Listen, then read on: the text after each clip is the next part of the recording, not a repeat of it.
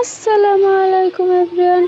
আজ আমি খুব সহজ উপায়ে সুজি ও চালের আটা দিয়ে নরম তুলতুলে আর দারুণ সুস্বাদু ভাপা পিঠা তৈরি করে দেখাবো। ঘরে থাকা অল্প কিছু উপকরণ দিয়ে এই মজাদার পিঠা বানানো যায়। এত সুন্দর নরম অ্যান্ড এত সুন্দর সফট, আর এই রেসিপিটা কিন্তু খুবই ইজিলি ভাবে আমি বানিয়ে দেখাবো। চলুন তাহলে আর দেরি কেন, রেসিপিটা শুরু করা যাক। সবার প্রথমে আমি এখানে চাল নিয়ে নিয়েছি। চালটা আমি 1 ঘন্টা আগেই ভিজিয়ে রেখেছিলাম। দেখুন, চালটাকে খুব সুন্দর করে আমি ধুয়ে ভিজিয়ে রেখেছিলাম। এবার চালটাকে একটা গ্রাইন্ডার বক্সে খুব ভালোভাবে আমি গ্রাইন্ড করে নিব।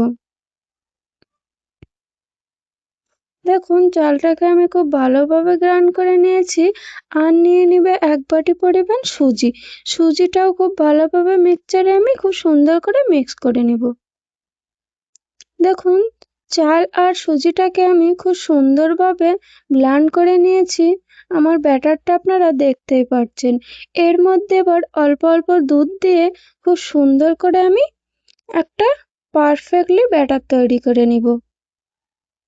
দেখুন, খুব সুন্দর করে কিন্তু মাখাতে হবে। আপনারাই দেখতে পাচ্ছেন কত সুন্দর একটা ব্যাটার বেনে রেডি হয়ে গেছে, একদম ঠিক এরকমটাই।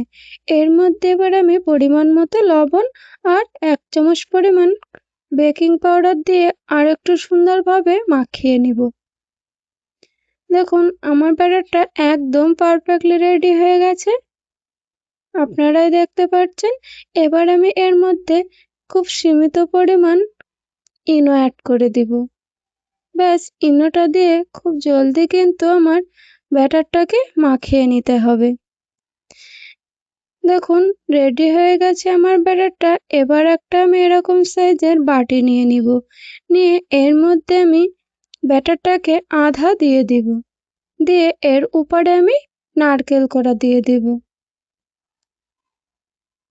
দেখুন, খুব সুন্দর করে কিন্তু আমি নারকেল কোড়া বীজখানে এরকমভাবে দিয়ে দিব। ব্যাস, নারকেল কোড়াটা আমি দিয়ে দিয়েছি। এবার আমি এখানে খেজুরের গুড় নিয়েছি। খেজুরের গুড়টাকে এবার অ্যাড করে দিব এর মধ্যে।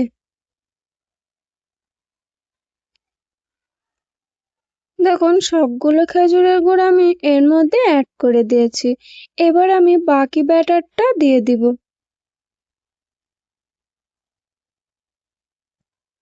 ব্যাস, সবগুলো ব্যাটার আমি এর মধ্যে অ্যাড করে দিয়েছি।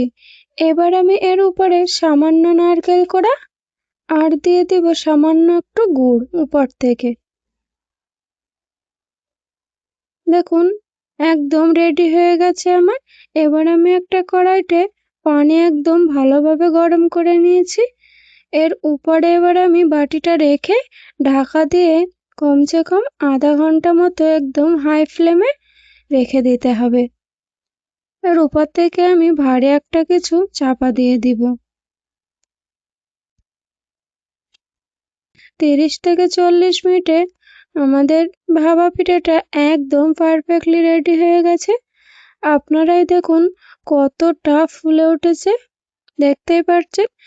এত সুন্দর, এটা কিন্তু বানানো খুবই ইজি, খুবই জলদি কিন্তু এটা বানানো যায়। আর এত সুন্দর পারফেক্ট সফট আপনাদের আমি এটাই দেখাবো। কত সুন্দর সফট অ্যান্ড নরম তুলতুলে বেনে রেডি হয়ে গেছে। দেখুন, দেখতেই পাচ্ছেন কত সুন্দর অ্যান্ড খুবই ইজিলি আমি এই ভাপা পিঠাটা তৈরি করে দেখিয়েছি। এটা কিন্তু খেতে খুবই অসাধারণ, সফট অ্যান্ড নরম তুলতুলে একটা পিঠা। আপনারা বাড়িতে খুব ইজিলি কিন্তু এটা বানাতে পারেন। এই ছিল সুজি ও চালের আটা দিয়ে আমাদের আজকের নরম ও সুস্বাদু ভাপা পিঠার রেসিপি। আশা করি রেসিপিটা আপনাদের অবশ্যই ভালো লেগেছে। আর এরকম মজার মজার রেসিপি আমি আবারও নিয়ে আসব। সবাইকে ধন্যবাদ ভিডিওটি শেষ পর্যন্ত দেখার জন্য। খোদা হাফিজ সবাইকে। আবারও দেখা হবে নতুন কোনো মজার রেসিপির সঙ্গে।